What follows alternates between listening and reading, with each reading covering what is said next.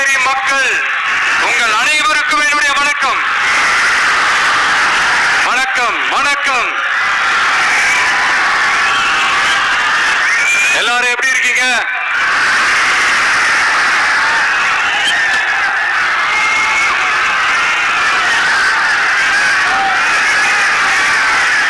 இந்த ஒன்றிய அரசுக்கு தான்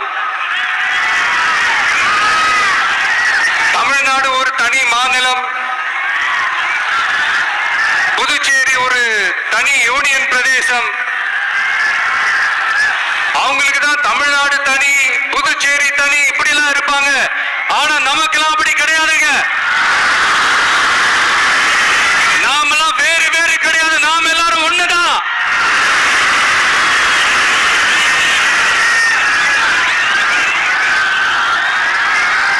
தமிழ்நாடும் புதுச்சேரியும் தனித்தனியாக இருந்தாலும் நாம் எல்லாரும் ஒண்ணுதான். நாம் எல்லாரும் சொந்தம் தான்.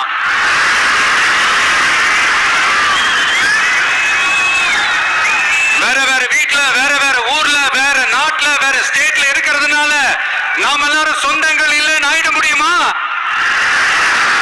அது எப்படி முடியும்? இப்ப பாத்தீங்களா, ஒருத்தருக்கு ஒருத்தர் பார்த்துக்கும் போது அந்த பாச உணர்வு, அதுதாங்க. அது மட்டும்தான். அது இருந்துட்டாலே போதும், வேற எதுவுமே தேவையில்லை.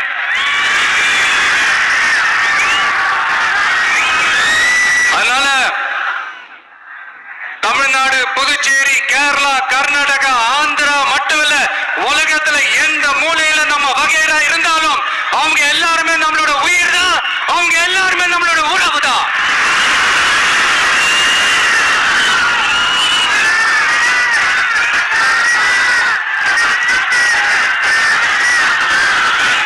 புதுச்சேரினாலே உடனே ஞாபகத்துக்கு வருது மனுக்குல விநாயகர், அரவிந்தர் ஆசிரமம், வில்லியனூர் மாதான் சொல்லி இவங்க எல்லாரும் ஞாபகத்தில் வருவாங்க. அது மட்டும் இல்ல, மகாகவி பாரதியார் அவர்கள் இருந்த மண், பாவேந்தர் பாரதிதாசன் அவர்கள் பிறந்த மண். அது மாதிரி இன்னும் சிறப்புகளை அடுக்கிக்கிட்டே போலாம். ஆனா அரசியல் வந்துட்டா ஒரு முக்கியமான விஷயத்தை பத்தி நம்ம சொல்லி ஆகணும். 1977ல புரட்சி தலைவர் எம்ஜிஆர் அவர்கள் தமிழ்நாட்டில் ஆட்சி அமைச்சாங்க. ஆனா அதுக்கு முன்னாடியே 1974லயே இங்க புதுச்சேரியில அவங்களோட ஆட்சி அமைஞ்சது.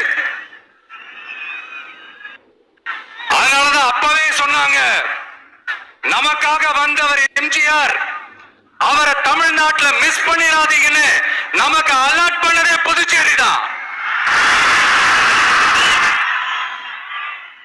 அப்படிப்பட்ட புதுச்சேரியை நம்மளால மறக்க முடியுமா? அது மட்டும் இல்ல, இங்க இருக்கிற மக்கள் தமிழ்நாடு மாதிரியே புதுச்சேரி மக்களும் என்ன கிட்டத்தட்ட ஒரு 30 வருஷமா என்ன தாங்கி பிடிச்சிட்டு இருக்கிறீங்க.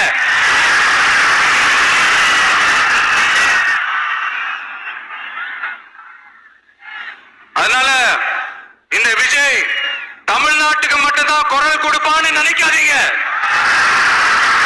அப்படி பண்ணாத தவறு. புதுச்சேரி மக்களுக்கும் சேர்த்துதான் குரல் கொடுப்பான்.